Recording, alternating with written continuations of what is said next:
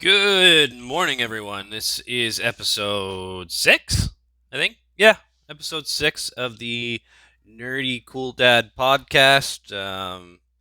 Yeah, I'm surprised I was able to keep it this long. So just got to keep at it and keep thinking of new things to talk about. And I mean, I got to be honest with you. After the weekend, I mean, I was in such a good mood. I mean, I think that was sort of betrayed in my my content and everything yesterday.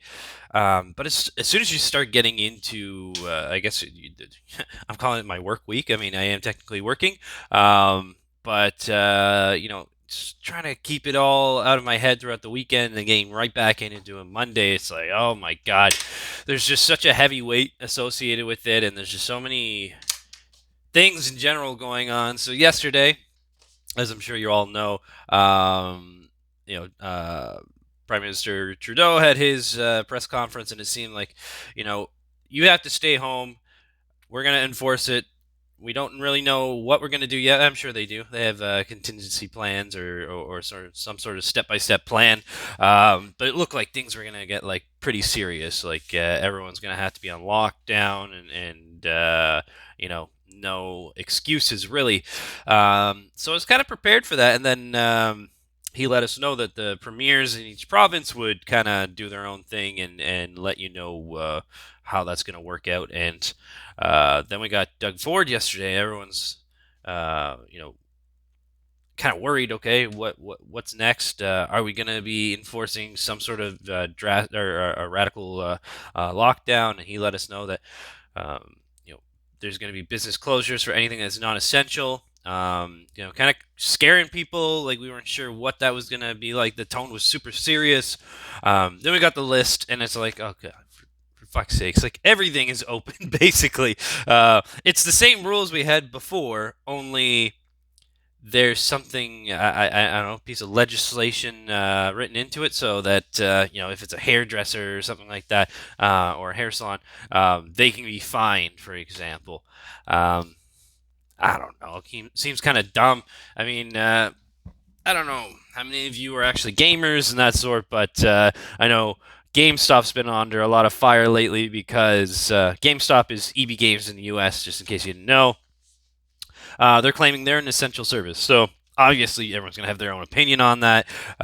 Video games are probably keeping a lot of people's sanity, mine included, but I don't really need to go to a store to get it, which is kind of dumb. But I also know that they've been struggling financially for a number of years, so I don't think they can afford to not be open right now, or else their business would likely go under.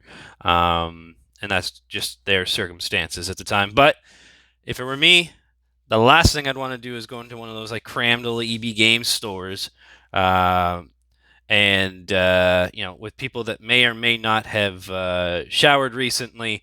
And there's I used to work at an EB Games. I know what it's like there. Everyone touches everything. There's games all over the goddamn place at the end of the night, and then you got to put them all back in alphabetical order.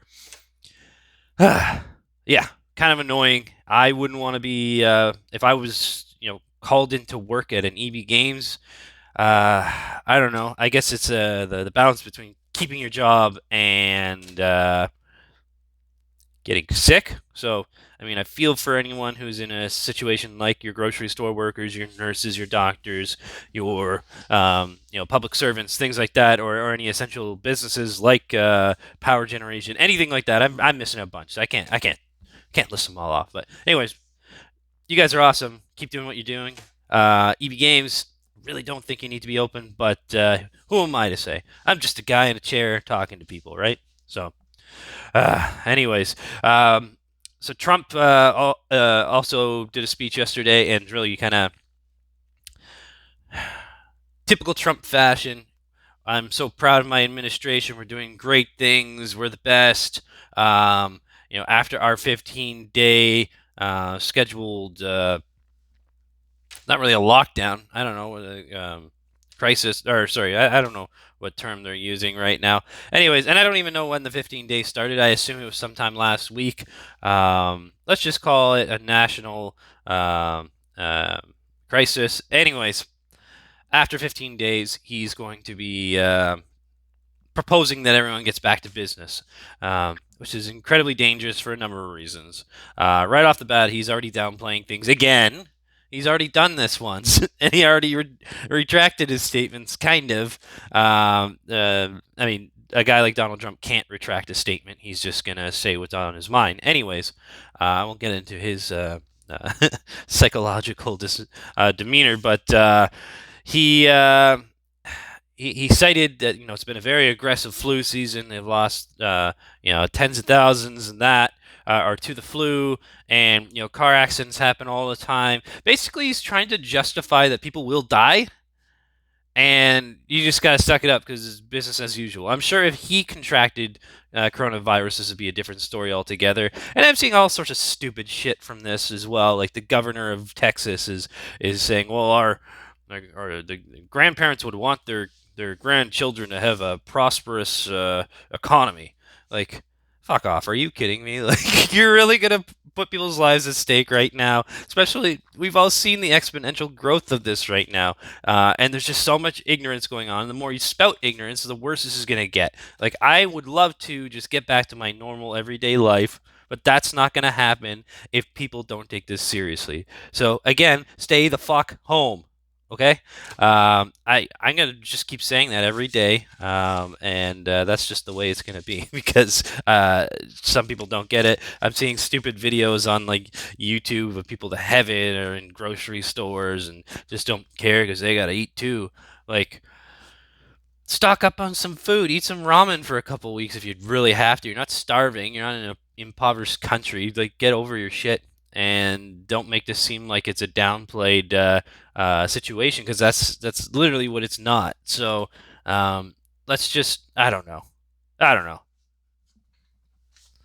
Let's just not be idiots. I don't know.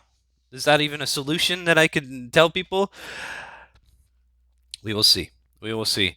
I mean, outside of politics, there was some great partying going last night online. Well, not even necessarily last night, just kind of throughout the day. I'm seeing more social interactions through like webinar services, things like that, where people can get on virtual parties. Some people like to really pound back the hooch during these parties, and from from time to time, emotional our displays were definitely demonstrated.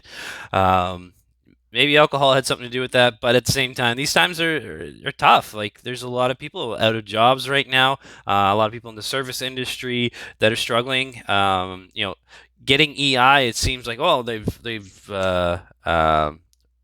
taken down some of the strain on applying for EI.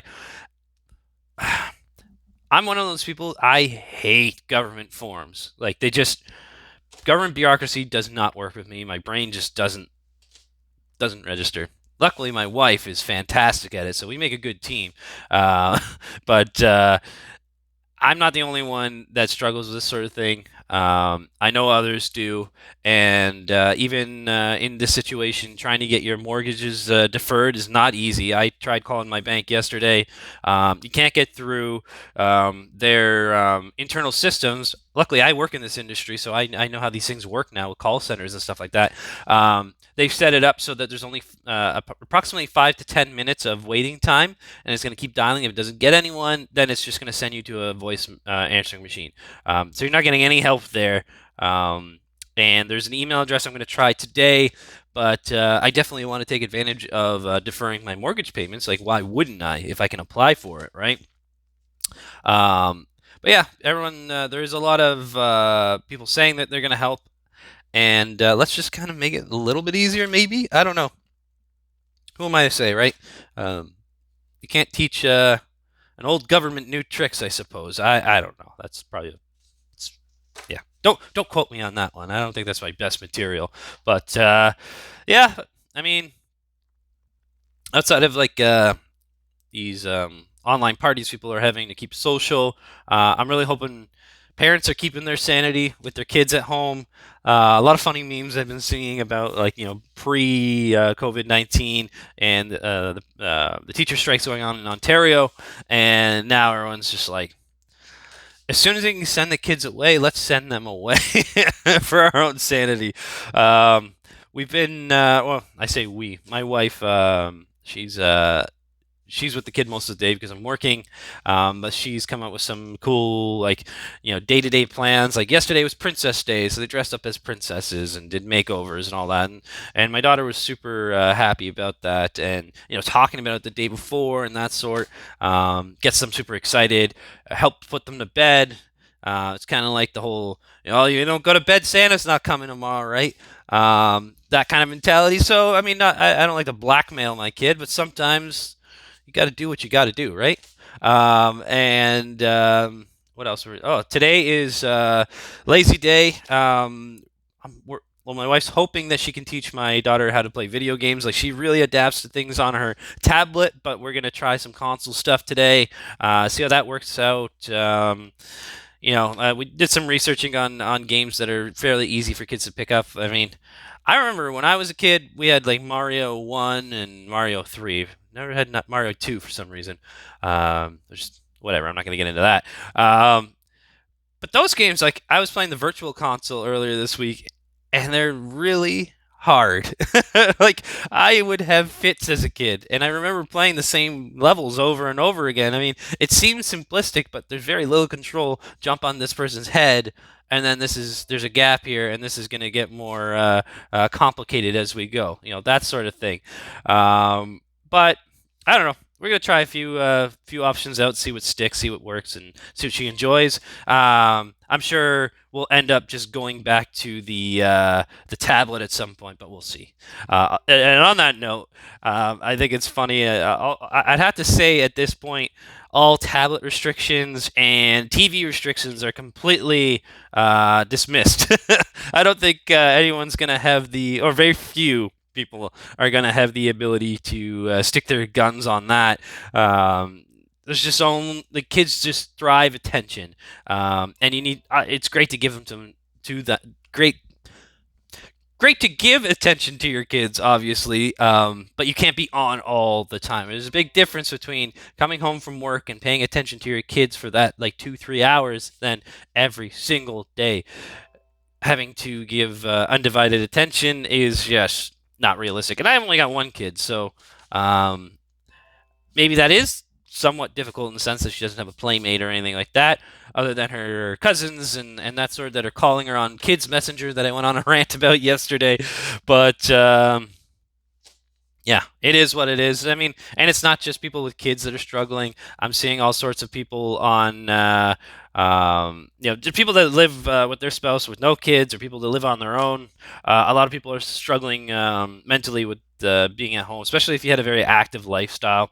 A lot of young professionals, if you're not in a relationship or married or anything like that, a lot of your life is, go to the store or sorry, go to the store, go to parties, go to the bars, eat out a lot. Like that's kind of how it's been for a lot of people. So, yeah, I don't know. Hopefully they can get through this, and if you're anyone in that situation, you need to reach out to people. Definitely do. Don't take this all on yourself.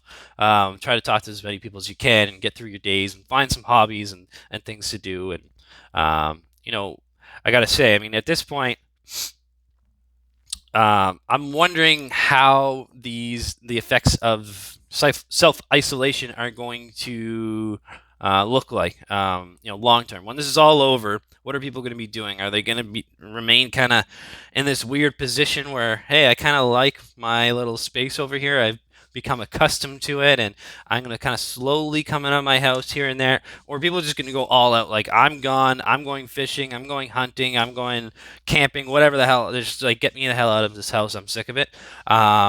We will see. So that'll be interesting, and I'm looking forward to it. I can't wait to just. I need to go do something at some point. Get out of the house. Would love to go up north, go do some fishing, that sort. I mean, the good thing is, if there is a good thing about it, the weather's been so shitty in Ontario that it's not like it's this tease, like, oh, it's beautiful outside, you can't do anything. We had snow yesterday morning. It was disgusting to wake up to. I'm not impressed, but hey, you know what? It's not all about me, right? All right. Well, that's enough of my jabbering for one day. I'll see you again tomorrow. No idea what I'm going to talk about, but I'll figure something out. I'm sure. I'll just let the world unfold itself, right? All right. Once again, if you're not listening, stay the fuck inside. I'll see you tomorrow.